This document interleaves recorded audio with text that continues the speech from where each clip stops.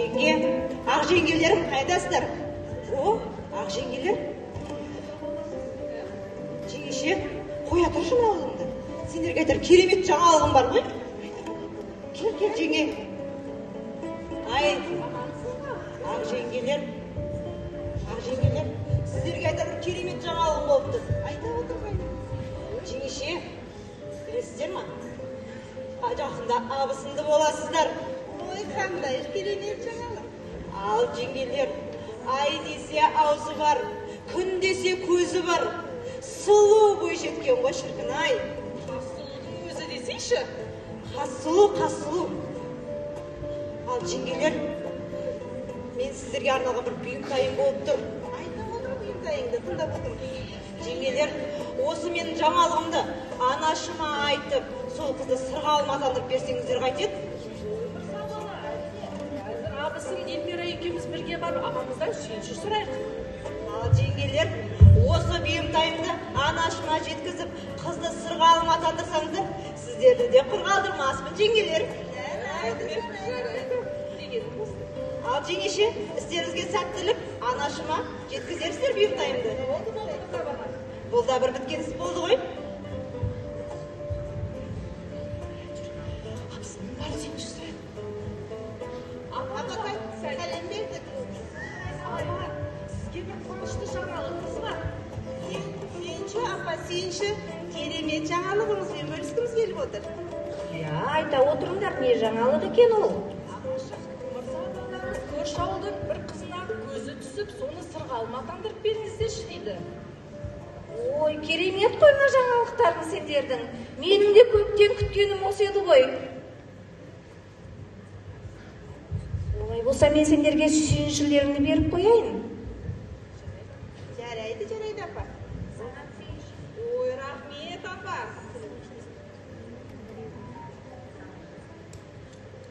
Қандай керемет, абысы? Олай болса келіндер, бұл не отырыс? Ендеше, мен кит қоржынымды дайындайын, сендер сырғаларыңды дайындаңдар. Дайындыққа кірсейік.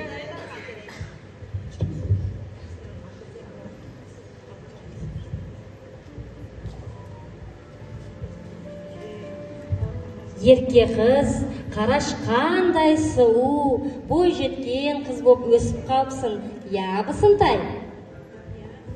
Еркежан, есіңде ме? Мен келін болып түскенде сен кіп-кішкентай, сап-сары қыз едің. Кейде еркелеп, кейде бұртиып, ренжіп қалатынсың. Әрине есімде, жеңеше. Міне, бүгінде Еркежан, сен бой жетіп қалдың. Уақыт деген қалай зымырап өтіп жатыр, апатай, я солай ма? Жарығым, дұрыс айтасың. Көз алдыма кеше ғана кіп-кішкентай балапаным еді. Енді міне бой жетіп, өз алдыңа отау тігетін жасқа да келіп жеттің, жарығым.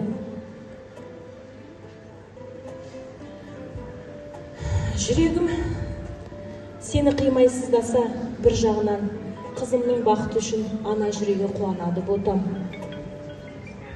Анашым, сізді, әкемді, бауырларымды қалай қиып кетпекпін? Жат жерде мені қалай қабылдар екен?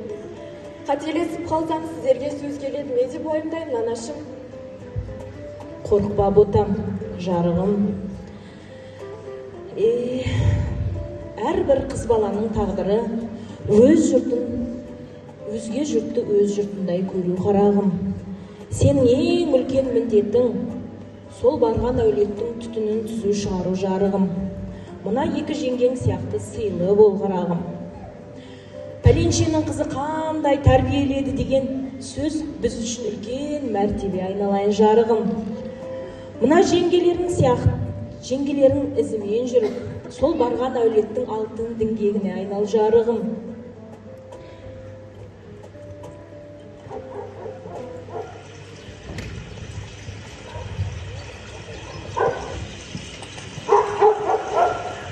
Ал келін, үйге біреу келіп қалған сияқты, көрші.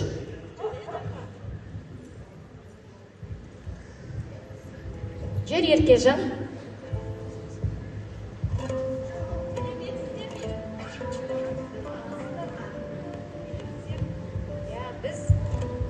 Біз көрші ауылдан келген құдайы қонақпыз. Апатай, үйге құдайы қонақтар келіпті. Келіңіздер, кіріңіздер. Амансыздар ма? Келіңіздер, төрлетіңіздер. Қонақ болыңыздар.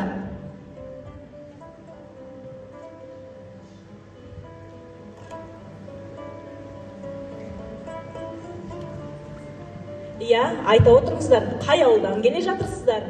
Қай ауылдан боласыздар? Иә, бүгін біз Алланың қалауымен, жақсы ниетпен сіздердің шаңырақтарыңызға Абай ауылынан келіп отырмыз. Бізде ұл бар дегендей, сіздерде қыз бар дегендей, қыздарыңыздың құлағына сырға салып, екі жастың жолын ашып, қыздарыңызды сырғалым атандырсақ деген ниетіміз бар. Дұрыс екен. Қызымның қалауы менің қалауым. Біз сіздерді тек дәулет деп естіп, екі жастың қалауын құп көріп отырмыз. Қызымыз әлі жас, білмегені көп. Білмегенін үйретіп, қатесін кешіріп, қызымызды өз қызыңыздай бауырыңызға бассаңыз екен деймін. Әрине, Алла екі жастың бақыты мен берекесін берсін. Ал олай болса келіндер, сырғаларымды дайындаңдар, рәсімді бастайық. Ал келін, қызды дайындаңдар.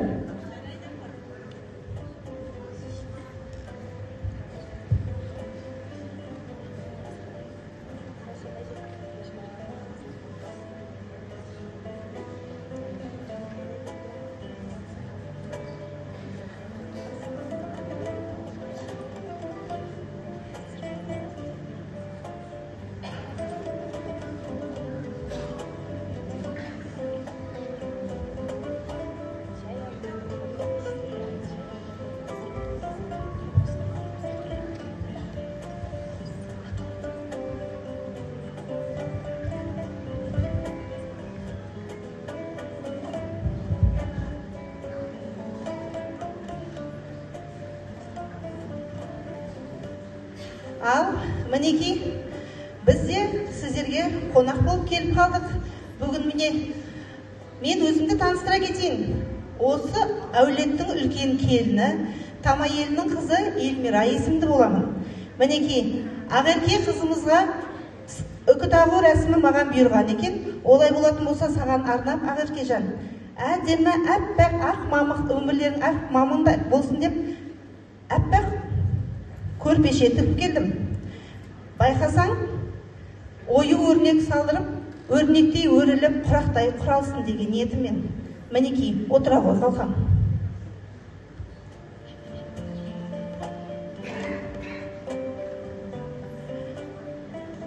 Үкі таққан арудың бағы басым болады деген қазақ. Олай болатын болса, үкі орман тоғай киесі, шаңырақтың иесі болсын деген ырыммен оң жағынан, оң құлағымен үкімді тағайын қалқам.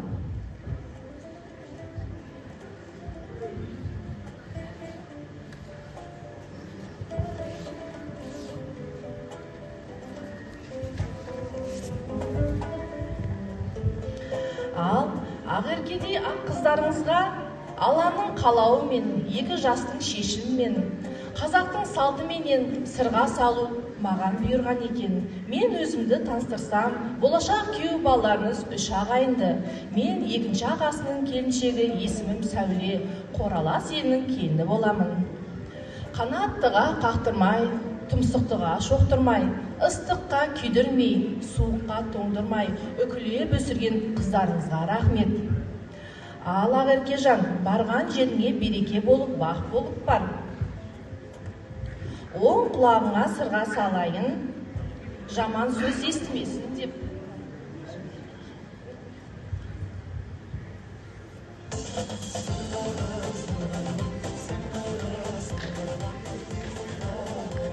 Сол құлағыңа сырға салайын, бізге жақын болсын деп.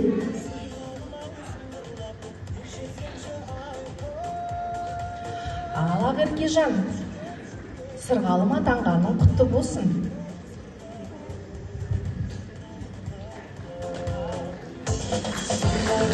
Бәрекелді келіндер, алтын құрсақты ана келін, саналы дана келін бол айналайын.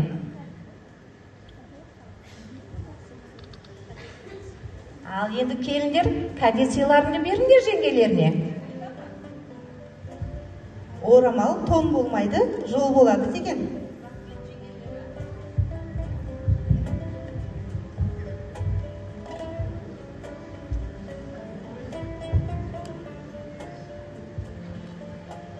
Ал айналайын құлыным, мынау құлағыңдағы алтын сырға тек әшекей ғана емес, бұл үлкен абырой айналайын. Енді сен тек қана біздің қызымыз емессің, сен бір әулеттің абыройысың. Айналайын қызым, анаң ретінде айтар ақылым, сабырлы болсаң бағың жанар, кішіпейіл болсаң қадірің артар айналайын. Айналайын қызым, барған жеріңе тастай батып судайсың жарығым. Барған әулетіңнің отын жағып, түтінін түзу шығар жарығым.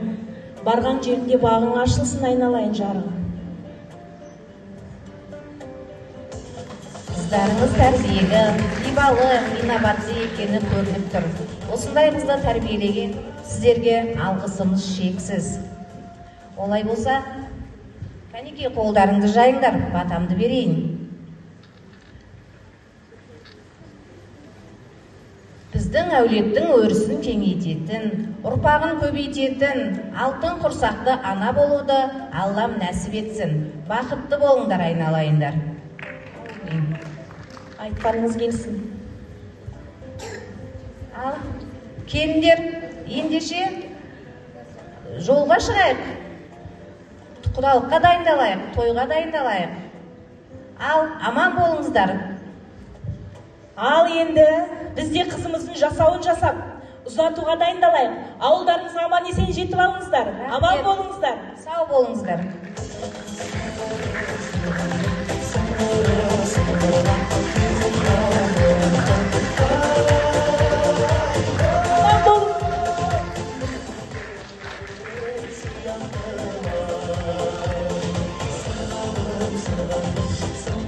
Ал Еркежан, енді сен бой жеттің. Еркелігіңді еліңе таста, жаным. Бағың ашылсын. Сырғалым болғаның құтты болсын.